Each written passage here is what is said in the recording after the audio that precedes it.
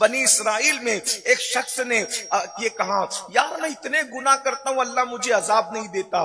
तो अल्लाह ने उस दौर के पैगंबर पर वही नाजिल फरमाई कि इस बदबख्त से पूछो, कभी इसको मेरे खौफ से रोने की तौफीक हुई है? कभी इसको मेरी मोहब्बत में रोने की तौफीक हुई है? कभी इसकी आंखें नम हुई है? कभी इसने मेरी इबादत की तरफ इसकी तवज्जो हुई है? जब उससे पूछा गया तो उसने कहा, नहीं, मेरा दिल तो इतना सख्त है कि मुझे कभी रोना ही नहीं आता, मेरी आंख में कभी आंसू भी नहीं आते, इबादत की तरफ मेरे कदम कभी नहीं बढ़ते। तो उससे कहा गया, नादान, इससे बढ़कर अजाब क्या होगा? अल्लाह जिससे नाराज होता है उससे लुक्मा नहीं छीनता, अल्लाह जिससे नाराज होता है उससे इबादत की तौफीक छीन लेता है, अपनी मोहब्बत में रोने की तौफीक छीन लेता है। जरा हम भी तो सोचें, कहीं हम भी तो अजाब में गिरफ्तार नहीं है। अल्लाह अल्लाह, अगर बच्चे को स्कूल पहुंचाना है तो 6 बजे हमारी आंख बराबर खुल रही है, लेकिन अगर हमें मस्जिद जाना है तो हमारी आंख नहीं खुल रही है। तो कहीं ऐसा तो नहीं कि हम अल्लाह के अजाब में गिरफ्तार हैं? अजाब सिर्फ यही नहीं कि हथकड़ियां होगी, अजाब यही नहीं कि सिर्फ आग होगी, अजाब सिर्फ यही नहीं कि अल्लाह अकबर तबाही और बर्बादी होगी, इबादत की तौफीक का छीन जाना भी। बल्कि मैं तो कहता हूं, इबादत की तौफीक का छीन जाना ये बड़े अजाबों में से अजाब है, इसलिए कि कुदरत तौफीक नहीं दे रही आपको इबादत की, मतलब नाराजगी किस कदर है। अल्लाह अकबर। इसी पर बस नहीं, अजाब की दूसरी शक्ल ये है कि कितना भी कमाओ फिर भी आपको चैन न मिले, ये भी अजाब की एक शक्ल है। औलाद आपकी नाफरमान हो जाए, ये भी अजाब की एक शक्ल है। बच्चियां बड़ी हो जाए, उनको रिश्ते ना आए, ये भी अजाब की एक शक्ल है। जब अल्लाह ने किसी को बगैर जोड़े के पैदा नहीं किया तो रिश्ते में ताखीर क्यों है? ये अजाब की शक्लों में से एक शक्ल हो सकती है। आप मुझे बताएं, बिस्तरों पर नरम नरम गद्दे, हजारों के बिस्तरों पर हम लेटते हैं लेकिन सुकून की नींद नहीं आती, ये भी अल्लाह के अजाब की शक्लों में से एक शक्ल है। औलाद है, औलाद गद्दार है, औलाद नाफरमान है, मियाँ बीवी के दरमियान शुकूक और शुबहात की दीवारें खड़ी हो गई है, मियाँ बीवी के दरमियान नफरतों की दीवारें खड़ी हो गई है। ये क्या है? ये सब अल्लाह के अजाब की शक्लों में से एक शक्ल है। ये तो दुनिया का अजाब है, फिर भी हल्का है, हालांकि उसमें सब झुज रहे हैं। ये भी आपको बताऊं, अल्लाह अकबर, अल्लाह के रसूल अलैहिस्सलाम ने तो एक आयत की तशरीह और तफसीर में यहां तक फरमाया कि मोमिन का जो जिस्म खुजली करता है, उसके जिस्म में जो खुजली आती है वो भी गुनाह की सजा के तौर पर आती है।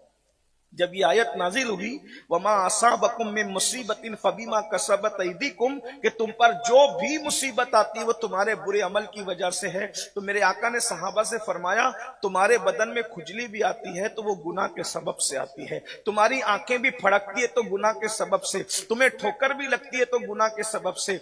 और अल्लाह अकबर, हजरत सैयदना दाता अली हुजवेरी फरमाते हैं, इंसान के कपड़े पर अगर किसी चीज का धब्बा भी लग जाता है, दाग भी लगता है, तो गुनाह की वजह से। यानी इसका मतलब यह है कि अगर इंसान गुनाह न करे तो उसके कपड़े भी मैले ना हो सकता है शायद लोग इस पर ताज्जुब करें कि अगर इंसान गुनाह न करे तो उसके कपड़े भी मैले न हो। इस पर सबूत पेश करते हुए दाता अली हुजवेरी रहमतुल्लाह अलैह ने फरमाया कि मैं अपने पीर और मुर्शिद के साथ और पीर भाइयों के साथ एक सफर में था, बहुत बारिश हुई थी और कीचड़ था, और कीचड़ के अंदर हमारे पैर लथपथ थे, जूते भी लथपथ थे।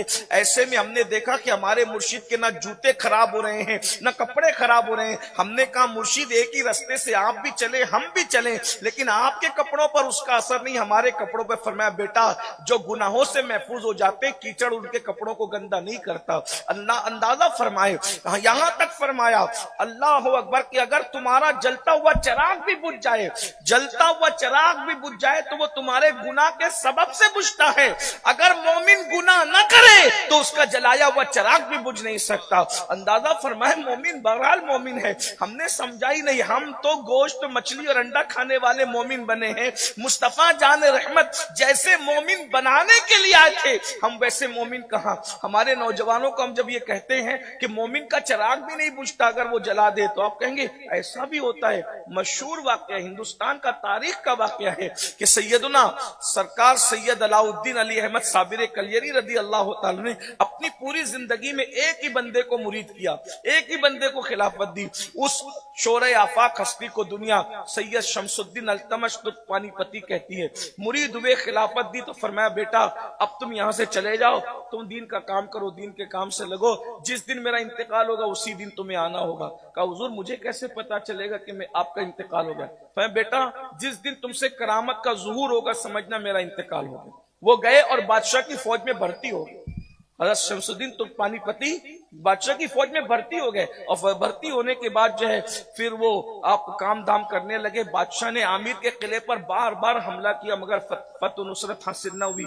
तो बादशाह ने अल्लाह की बारगाह में गिड़गिड़ाया, दुआ की मौला के कुछ करम फरमा दिया जाए कि जब तलवारों की ताकत जो है वो नाकाम नजर आ रही है, तो फिर दुआ से बड़ा हथियार क्या हो सकता है? दुआ की ताकत बड़ी ताकत है। तो उसको ख्वाब में दिखाया गया, तुम्हारी फौज में एक अल्लाह का वली है, अगर वो हाथ उठा दे तो तुम्हें फतह नुसरत नसीब हो जाएगी।